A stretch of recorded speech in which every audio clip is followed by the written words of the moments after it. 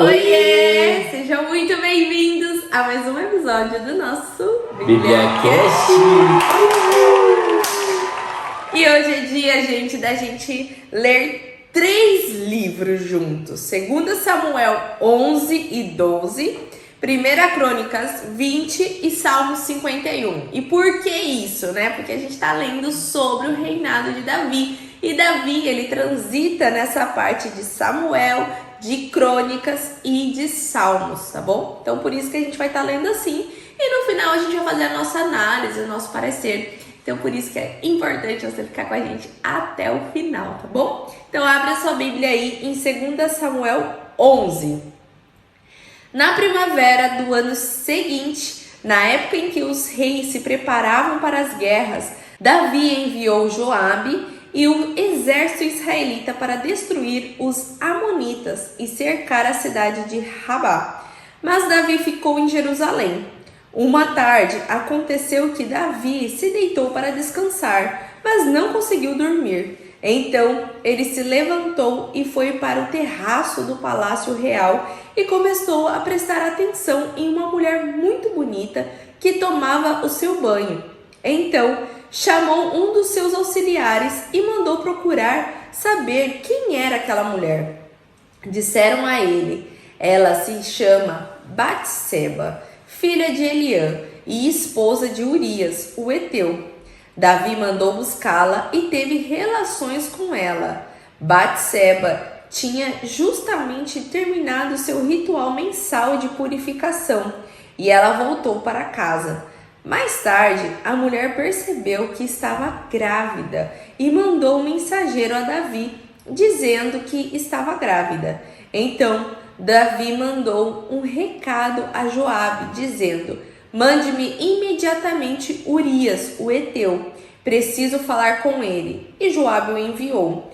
Quando Urias chegou, Davi começou a conversar com ele, perguntando como ia a guerra e como estavam Joabe e os soldados. Depois, Davi disse a Urias: vá para casa e descanse um pouco. E enviou um presente para ele em sua casa. Mas Urias não foi para casa. Ele passou a noite com os auxiliares do rei nos portões do palácio real. Quando Davi soube que Urias não tinha ido para casa, mandou chamá-lo à sua presença e perguntou: que há com você? Por que não foi passar a noite com a sua esposa, depois de haver ficado tanto tempo longe dela? Urias respondeu: como poderia eu entrar em minha casa para comer, beber, descansar e deitar-me com a minha mulher, enquanto sei que a arca do Senhor e os soldados de Israel se acampam ao ar livre? Tão certo como o Senhor vive, não faria tal coisa. Bem, Urias, continuou o rei, fique hoje e passe esta noite aqui. Amanhã o mandarei de volta. Assim, Urias passou o dia em Jerusalém e no dia seguinte Davi o convidou para comer e beber até se embriagar. Mesmo assim, à tarde, Urias saiu para dormir na sua esteira e passou a noite nos portões do palácio, onde os guardas dormiam, e não foi para sua casa, para a companhia da sua mulher. No dia seguinte, Davi mandou que Urias voltasse para o acampamento e entregasse uma carta para Joabe. Na carta, Davi escreveu: coloque Urias na linha de frente de combate e abandone-o numa posição onde o combate estiver mais acirrado, para que ele seja morto. Então Joabe, ao cercar a cidade, enviou Urias para uma posição bem perto da cidade cercada, onde ele teria de enfrentar os inimigos mais fortes. Quando os homens da cidade saíram e batalharam contra Joabe, Urias foi morto com outros soldados israelitas. Então Joabe mandou um mensageiro levar a Davi um relatório sobre o andamento da batalha.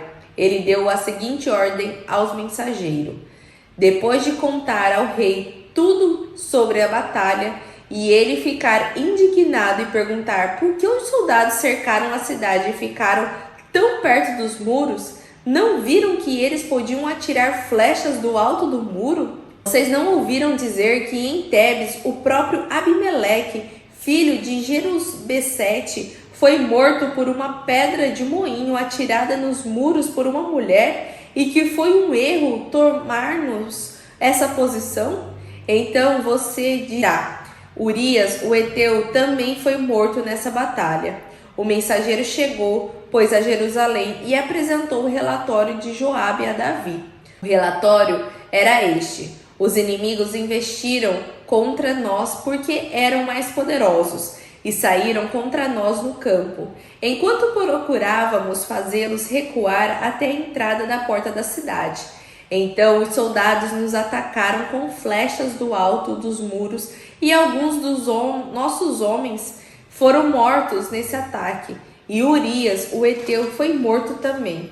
Então Davi respondeu ao mensageiro: diga a Joabe que não desanime. A espada fere qualquer um, sem distinção. Continuem a lutar mais duro ainda e conquistem a cidade. Anime-o dessa maneira. Batseba chorou quando soube que seu marido Urias havia morrido. Quando passou o período de luto, Davi mandou buscar Batseba para viver no palácio real e a tornou uma de suas esposas. Ela teve um filho dele, mas o procedimento de Davi desagradou a Deus. 2 Samuel 12. Então o Senhor enviou o profeta Natã para contar esta história a Davi.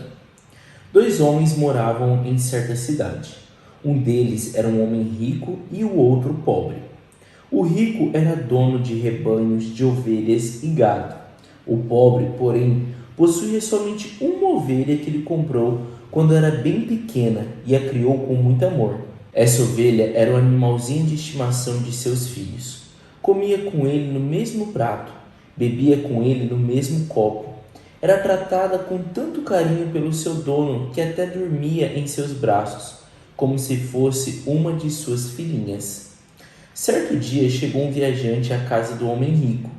Este, querendo preparar uma boa refeição para o seu visitante, resolveu matar uma ovelha, mas não quis matar nenhum animal dos seus rebanhos. Ao contrário, tomou a ovelha do homem pobre, matou-a e preparou com ela o banquete para o seu visitante. Davi ficou furioso ao ver essa história e disse: juro pelo nome do Senhor que o homem que fez isso deve ser morto. E por haver roubado a ovelha e por ter mostrado um coração duro e insensível, deve restituir 4 ovelhas ao homem pobre. Então Natã disse a Davi: você é o homem rico da história. Assim diz o Senhor, o Deus de Israel: eu ungi rei de Israel e o livrei da mão de Saul. O palácio dele agora é seu. As mulheres dele agora são suas. Também dei a você os reinos de Judá e de Israel. E se isso não bastasse, eu lhe daria muito mais. Por que então você não respeitou a palavra do Senhor e praticou uma coisa tão horrível? Você matou Urias, o heteu, com a espada dos amonitas e ainda roubou a mulher dele. Por isso, daqui em diante, a espada estará sempre sobre a sua família, pois você me desprezou ao tomar a esposa do heteu Urias. Assim diz o Senhor: por causa do seu mau procedimento, farei com que a sua própria família se revolte contra você. Darei as suas esposas a outro homem que terá relações com elas em plena luz do dia. Você fez isso em segredo, mas com você será feito abertamente à vista de todo Israel. Pequei contra o Senhor, confessou Davi a Natã. Então Natã lhe respondeu: sim, realmente você pecou, mas Deus lhe concedeu perdão pelo seu pecado. Você não morrerá, porém com o seu procedimento deu oportunidade aos inimigos de desprezarem o Senhor. Por isso o filho que você teve com Betseba vai morrer. Depois dessa conversa com Davi, Natã voltou para sua casa, e o Senhor permitiu que o filho de Davi com a mulher de Urias ficasse mortalmente doente.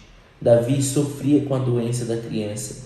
Em desespero, ele implorou a Deus que salvasse o seu filho. Ele ficou sem comer e passou a noite prostrado diante do Senhor em oração. Os oficiais do palácio procuraram levantá-lo do chão e fazê-lo comer alguma coisa, mas Davi se recusou. No 7º dia, a criança morreu. Os conselheiros de Davi estavam com medo de dar a notícia ao rei e comentavam: que que vamos fazer? Nosso rei já estava tão abatido enquanto a criança ainda estava viva. Como ficará ele diante da notícia da sua morte? Ele poderá cometer alguma loucura. Davi, percebendo os cochichos entre os conselheiros, compreendeu o que havia acontecido e perguntou: a criança morreu? Sim, responderam eles. A criança está morta.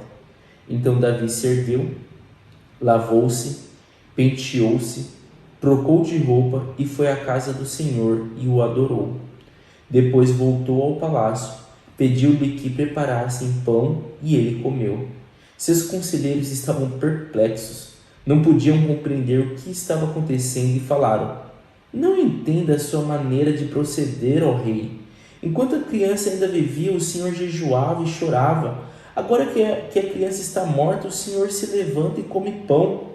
Davi respondeu: eu jejuei e chorei enquanto a criança ainda vivia, porque tinha esperança de que o Senhor tivesse misericórdia de mim e deixasse a criança viver.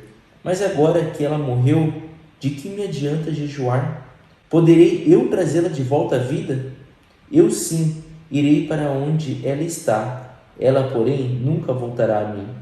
E Davi procurou consolar a sua mulher, Batseba. Ele teve relações com ela e ela ficou grávida outra vez e deu à luz outro filho, a quem Davi chamou de Salomão. E o Senhor o amou e mandou o profeta Natã dar uma mensagem a Davi. Natã chamou o menino de Gedidias. Nessa mesma época, Joabe se colocou à frente do exército israelita e cercou a cidade de Rabã, capital de Amon, e conquistou a fortaleza real. E ele mandou mensageiros a Davi dizendo: batalhei contra a cidade de Rabã e conquistei seus reservatórios de água. Agora reúna o restante dos soldados, cerca a cidade e tome-a, para que no final a vitória seja sua e não minha. Então Davi convocou todos os seus soldados, foi até Rabã e tomou-a. Tirou a coroa da cabeça do seu rei e colocou-a sobre a sua própria cabeça. A coroa do rei pesava cerca de 35 quilos. Ela era feita de ouro puro e enfeitada de pedras preciosas. Ele trouxe uma grande quantidade de bens da cidade. Os habitantes da cidade foram feitos escravos de Davi. Ele os obrigou a trabalhar com serras, picaretas, machados e nos fornos de tijolos. Esse foi o tratamento que Davi impôs a todas as cidades dos amonitas. Depois ele e seu exército voltaram para Jerusalém. 1 Crônicas 20. Na primavera seguinte, na época que os reis saem à guerra, Joabe levou o exército israelita em ataques contra as cidades e vilas do povo de Amon. Nesses ataques, ele foi vitorioso. Depois de destruir os inimigos, ele cercou Rabá e destruiu esse lugar, enquanto Davi ainda estava em Jerusalém. Davi entrou na cidade, tirou a coroa da cabeça do rei de Rabá e colocou essa coroa em sua própria cabeça. Ela era feita de ouro, enfeitada com pedras preciosas e pesava 35 quilos. Davi também levou uma grande quantidade de bens da cidade e trouxe também o povo da cidade e o fez trabalhar com serras, picaretas de ferro e machados. Davi fez o mesmo com todas as cidades dos amonitas que eram conquistadas. Depois disso, Davi e todo o seu exército voltaram para Jerusalém. A guerra seguinte foi contra os filisteus em Gezer. Naquela ocasião, Sibecai, um homem de Usate, matou Sipai, um dos descendentes dos gigantes, e assim os filisteus se entregaram. Houve outra guerra com os filisteus, e Elamnã, filho de Jair, matou Lami, irmão de um gigante Golias, de Gate. O cabo da lança de Lami parecia como um eixo que os tecelões usam. Noutra guerra em Gate, havia um gigante com 6 dedos em cada mão e 6 dedos em cada pé, 24 dedos ao todo. Ele também era descendente dos Refaíns e provocou e zombou de Israel. Mas Jonatas, filho de Simeia, irmão de Davi, matou o gigante. Esses gigantes eram descendentes dos gigantes de Gate, mas foram mortos por Davi e seus soldados. Salmo 51, para o mestre de música.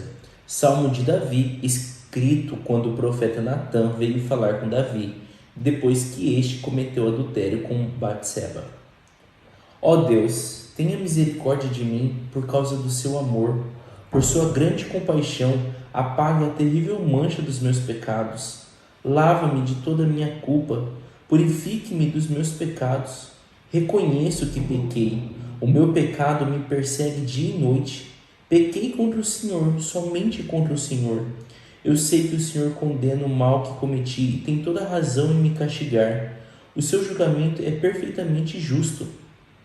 O fato é que já nasci pecador, desde o momento em que minha mãe me deu à luz. A sua vontade é ver a verdade no coração do homem.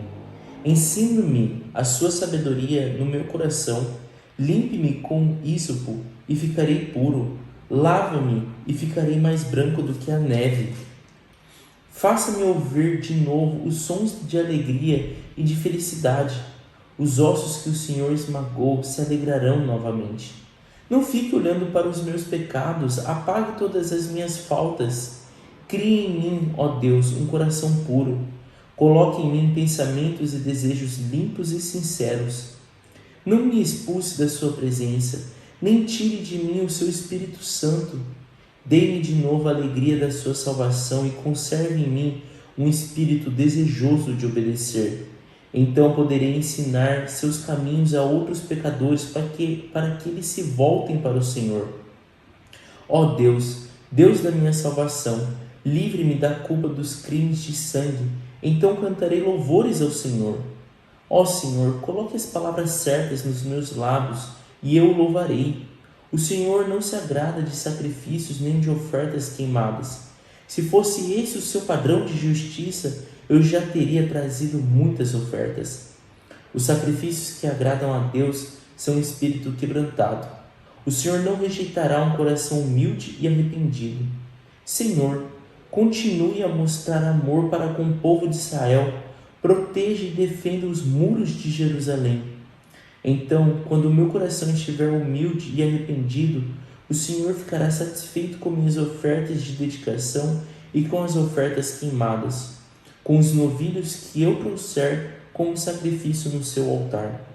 E assim terminamos a nossa leitura de hoje. Hoje a gente leu uma passagem até que famosa, né, aí sobre a parte onde Davi peca, né?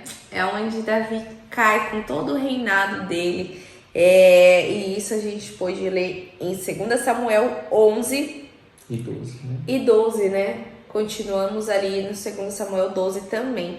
Que foi o quê? Davi, ele sempre caminhou com Deus, né? Não quer dizer que Davi não pecava, Davi pecava. Tanto é que eu acho que você já deve ter ouvido sobre o coração de Davi. Tem um coração às vezes como Davi também, que mesmo errando, se aquebranta e corre para o Senhor. Por isso que a maioria dos salmos, quem escreveu foi Davi, que Davi era tocador de harpa e para clamar ao Senhor, para orar ao Senhor, ele escrevia os salmos e tocava a harpa falando com o Senhor, né, como forma de música.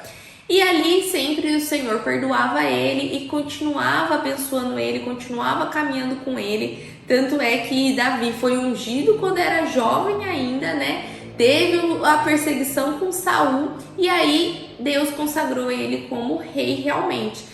E ali ele continuou ganhando batalhas, conquistando mais territórios e tudo mais. Porém, Davi cobiçou a mulher de um outro, né? A mulher de Urias, que foi Batseba. E quando ele teve relação com ela, ela engravidou, né? Ali foi um momento muito fértil do negócio. Na primeira relação que Davi teve, ela engravidou. E explica isso, né? Legal da gente ver isso que colocou, né? Tinha recém acabado o ciclo menstrual dela. Exatamente. Então, realmente, ela estava muito fértil. Muito fértil, né? E aí, ele teve essa relação, ela ficou grávida e ele já entrou no desespero, né? Por isso que ele mandou trazer o marido dela da guerra pra se deitar com ela e tipo assim, nossa, ele vai ter relação com ela e vai engravidar ela, então vai ser dele, né? Só que Urias tinha um coração de que, como eu vou me deitar em casa, sendo que os meus companheiros e a arca do Senhor tá na guerra, eu não vou me dar esse luxo. E ele ia e ficava dormindo na porta ali da cidade, né? Ele não ia se deitar com Batseba. E Davi tentou de todas as formas, né? Embriagou ele e tudo mais. Falou para ele ir para casa e não foi. E como ele viu que não deu certo, o que ele fez? Ele mandou uma carta junto com Urias. O próprio Urias levou a carta a Joabe, que era o chefe ali, o comandante do exército, e que na carta falava para ele ir à linha de frente, que consequentemente era para ele morrer. E aí não ia ter essa difamação com Davi, né? Porém, né, o Senhor vê tudo. Então isso que a gente nunca pode esquecer, né? Por mais que a gente faça as coisas e outras pessoas não viram, nossa, eu errei, mas ninguém viu, o Senhor tá vendo. E é muito mais bonito você pedir perdão pro Senhor do que até mesmo para outras pessoas, porque o Senhor vê tudo, né? Ele é onisciente, onipresente, onipotente, ele tá em tudo. Não ache que o Senhor tá, tipo, tava ali na outra cidade, quando você fez tal coisa, ele não viu. Ele viu. E isso desagrada, né? E quando você faz alguma coisa que acha que o Senhor não viu e que você tá saindo por cima da carne seca, vigia. Vigia, porque ele viu e ele vai vir te cobrar, né? Ele vai vir tirar a conta com você, né? O que eu acho que o começo da leitura já me chama muita atenção ali, né? No capítulo 11, 2 Samuel 11, fala, né? Na primavera do ano seguinte, na época em que os reis se preparavam para as guerras. Davi era rei e Davi ficou no palácio, né? Ele mandou lá o Joabe, que era já um oficial ali muito próximo dele, muito conhecido, ele já tinha uma boa relação, mandou Joabe, mas era onde reis se preparavam para a guerra e Davi não foi a guerra. Não foi a guerra, né? E é legal da gente entender por que na primavera, né? É legal só contextualizar isso. Lá na região ali de Israel, o inverno ele é muito chuvoso e a primavera já não. A primavera já parou as chuvas, já tem muito sol, a terra é firme e eles conseguem então se posicionar. Então por isso que fala, né? Na primavera eles vão à guerra. E daí a gente viu que Davi não foi para a guerra, ele ficou no palácio.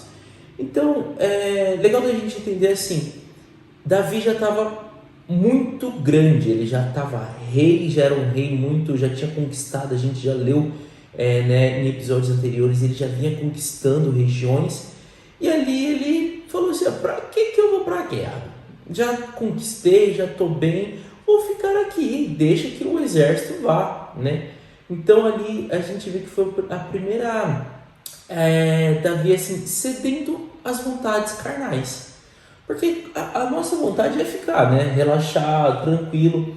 Mas a gente tem que entender que ele não estava num período vindo de guerras. Começou, era o início da guerra. Era para ir. Ele não estava cansado. Não estava cansado. Ele já estava na paz. Mas falou assim, agora chegou o período da guerra. E Davi falou, eu estou tranquilo, vão vocês. Mandou, né? Então foi ali a primeira erro dele, né? A gente começa a ver que foi o primeiro assim, falha dele ceder aos desejos carnais. E daí é legal de ver assim, né? Ele tenta dormir, não consegue dormir, vai pro terraço e vê uma mulher. A mulher bonita, ele fica admirando aquela mulher. Então a gente tem que entender também assim, não foi um estralar de dedos. Ele ficou parado, imagina que ele ficou parado no terraço olhando a mulher.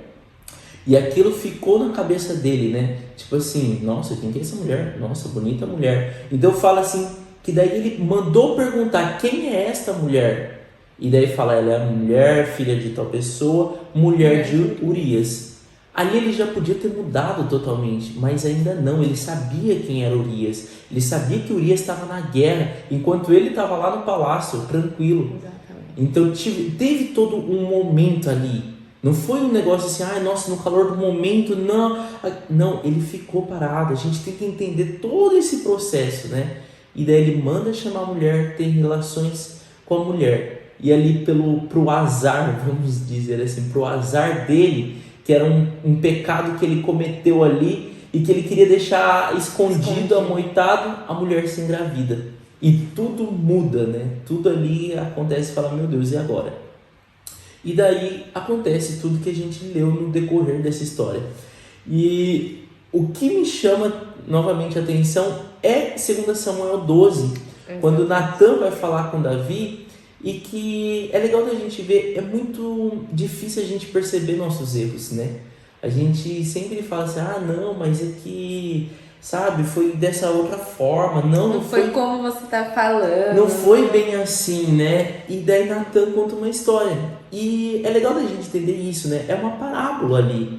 E é muito usado isso, Jesus Cristo depois usa muito parábola. Por quê? Porque ela é mais fácil às vezes da gente entender. A gente não consegue olhar pra gente mesmo. Mas numa parábola você fala assim, poxa, né? Agora eu entendi. E ali Davi, é legal que quando conta a parábola, Davi fala assim, nossa, esse cara merece um castigo. Esse cara é totalmente errado, né? Até fala ali... Ele tem que pagar com 4 ovelhas, né? Isso. Ó, no versículo 5 fala, Davi ficou furioso ao ouvir essa história e disse, juro pelo nome do Senhor que o homem que fez isso deve ser morto. Ele mesmo fala, né? Não imaginando que era sobre ele. E Natan fala, você é um homem rico. E daí eu fico imaginando que tipo assim, caiu a ficha, né, na cabeça dele. Ele falou assim, caramba, eu não acredito que eu sou esse homem rico. Eu não acredito que eu fui tão errado dessa forma, né? Então, tipo assim, é legal, é muito bacana essa passagem, né? Toda ela, assim. E daí ele fala, nossa, eu pequei contra o Senhor. E daí Natan fala, Deus te perdoa e você não será morto. Da mesma forma como você mesmo falou que essa pessoa deveria ser morto, você não será morto. Mas você terá problemas na sua família. E fala, né, que você teve relações com Betseba escondida, mas terão relações com as suas mulheres à luz, claro. Então você vai pagar, Deus te perdoou, mas as consequências vão vir. E o filho que você teve vai morrer. E de fato a gente vê ali, eu acho que cabe muito esse Salmos 12, esse Samuel 12 com Salmos 51, que ele dá a entender que está se passando ali no mesmo momento ali, sabe? Então a gente vê ali que Davi chorou, jejuou, implorou para Deus, teve ali momentos realmente ali de sofrimento por causa da criança, só que a criança morreu. E é outra coisa que me chama a atenção, né? Que depois que morreu, todo mundo estava super preocupado, com medo, né? De contar, né? Meu Deus, se ele tá tão assim quanto a criança tá passando, agora que ele vai descobrir que a criança morreu, ele vai, né, acabar o mundo dele. E ele simplesmente, o que fala? Isso que eu acho muito legal. Ele vai ao templo do Senhor e adora. A primeira coisa que ele faz antes de comer, antes de se arrumar, ele fala, aliás, né, que ele ergueu-se, lavou-se, penteou, trocou de roupa e foi à casa do Senhor e o adorou. E depois ele volta e come. E daí, tipo assim, os conselheiros falam, que isso? O que aconteceu com você? O que tá acontecendo, né? E ele fala assim, adiantava, enquanto a criança estava viva, eu deveria fazer a minha parte, eu deveria clamar ao Senhor, jejuar, orar, mas agora que a criança se foi, nada me adianta. Então, tipo assim, o raciocínio ali é muito bacana, né, de entender. E ele finaliza ali falando também, né, de que adiantava eu fazer isso porque ela ainda estava viva e ela podia sobreviver, né? Agora que ela já morreu, é mais fácil eu ir ao encontro dela do que ela voltar a mim. Então não adianta mais eu ficar jejuando. Já foi. Para fechar o capítulo 12, né, para terminar todo esse enredo, é legal que daí Joabe mostra ali no finalzinho, já no versículo 26 em diante, Joabe conseguiu ali uma posição muito boa contra a região que eles estavam lutando, e ele chama Davi, fala, Davi, venha, porque eu não quero ter essa glória, né, de ter conquistado, então venha e conquiste. E Davi vai, e ele realmente conquista, ele, né, fala que ele tira a coroa do rei de Rabã e coloca sobre a cabeça dele. Ele é honrado pela vitória. E é bacana da gente ver isso, né? Deus fez com que aquele pecado dele, de Davi com Betseba, não deixasse que o povo de Israel pagasse por aquilo, porque foi um momento ali que estava entre a guerra com Rabá, e ele conquista. Então é legal da gente entender assim, finaliza o capítulo 12, ele conquistando aquele território, fazendo aquele povo escravo e tendo a honra e a glória daquela vitória. E mesmo não tendo ido na guerra, que era o dever dele como rei ir pra guerra, né? Exatamente.